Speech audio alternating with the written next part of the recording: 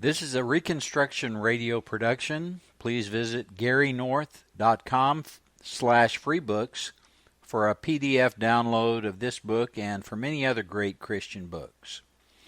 Backward Christian Soldiers, an Action Manual for Christian Reconstruction by Gary North, copyright 1984, published by Institute for Christian Economics, narrated by Alan Bailey. This book is dedicated to General Albion Knight, who has honorably worn the uniforms of two armies, Christ and the United States armies. Introduction.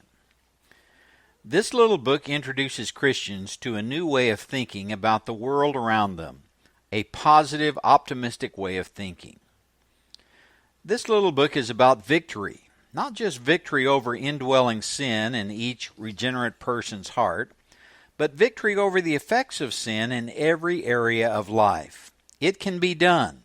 Not perfectly, of course. Perfect victory over personal sin comes only on the day of a person's death or on the day of resurrection, whichever comes first.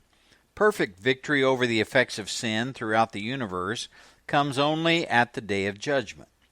But progressive victory over sin in the individual's life can and should be mirrored in the progressive victory over the effects of sin in society. This is the message of Deuteronomy 8 and Deuteronomy 28, 1 through 14. Christians haven't taken seriously this vision of victory since the 1870s. They have become convinced that the best we can hope for is individual sanctification. They have rejected the concept of social sanctification. What is personal sanctification anyway? Is it the progressive conformity of a person's life to the standards set forth by the Bible for ethics? It means becoming conformed to the perfect humanity of Christ. It never means becoming conformed to His divinity. Men do not evolve into God ever. Sanctification is a process of being set apart from the world of sin and ethical rebellion. Again, not perfectly in time and on earth, but progressively.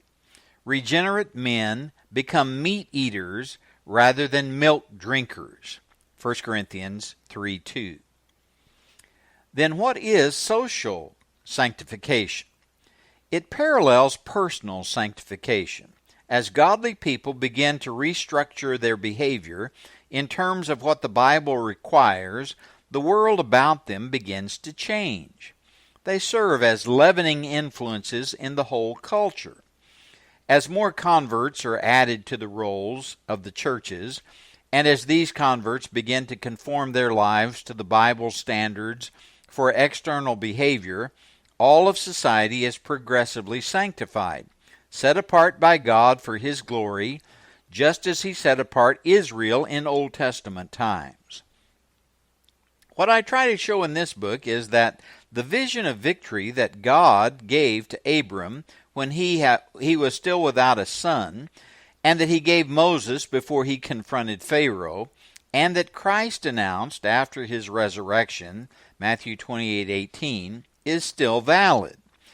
It should still motivate His people to present themselves as a living sacrifice, Romans 12, verse 1. But for over a century, this vision faded in the hearts and minds of regenerate people. A vision of defeat in time and on earth replaced the older vision of victory. The churches went into hiding, culturally speaking. They left the battlefield. The humanists won by default. Since 1980, however, a change has begun to take place. Ministries that previously were uninvolved in social and political affairs have begun to mobilize opposition to abortion, secular humanism in the public schools, and various federal welfare programs that encourage sexual immorality.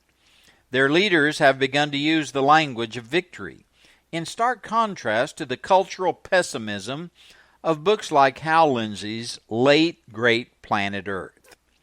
Newer ministries such as the Maranatha Campus Evangelism Organization headquartered in Gainesville, Florida, are forthrightly proclaiming the crown rights of King Jesus over every area of life. Students associated with Maranatha are bold in challenging humanism on the campus. They see that God calls His people to exercise dominion, Genesis 1:28, in time and on earth, as His representatives and ambassadors.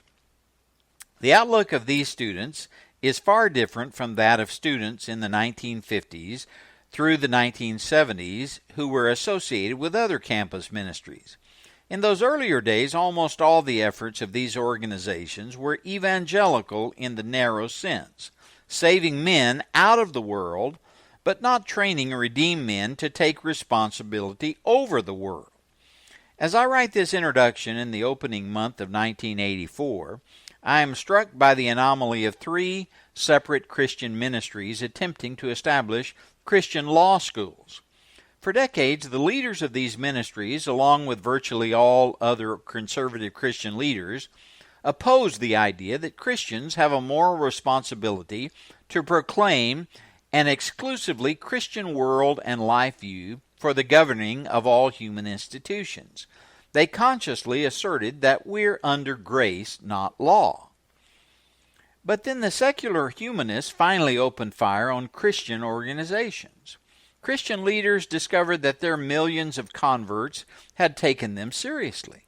These converts had not rethought the legal foundations of American freedom. They did not go to law school and become self-consciously Christian lawyers. So today these ministries are having great difficulty in finding enough faculty members to establish a single new law school, let alone three, and not one legal theorist who comes forth ready to explain the details of an explicitly Bible-based law code. Yet R.J. Rushdoony's Institutes of Biblical Law was published in 1973, giving these ministries enough time to have trained up an army of young Christian lawyers. But the leaders of today's besieged ministries did not believe Rushdoony's message in 1973, the same year that the U.S. Supreme Court handed down the infamous Roe v. Wade decision, which legalized abortion on demand in the United States. Christians are now playing catch-up, the game the humanists have been playing in this nation since at least 1800. The humanists finally caught up. Then they overtook the Christians. They have gained sufficient control over the media, the public schools, and the seats of power so that they think they can coerce Christians into compliance to the religion of secular humanism. A handful of Christians have begun to resist, but not many. The escalation of the Christians' confrontation with government bureaucracies has only just begun. See my essay, The Escalating Confrontation with Bureaucracy, in Tactics of Christian Resistance, Issue 3 of Christianity and Civilization. This little book introduces Christians to a new way of thinking about the world around them, a positive, optimistic way of thinking.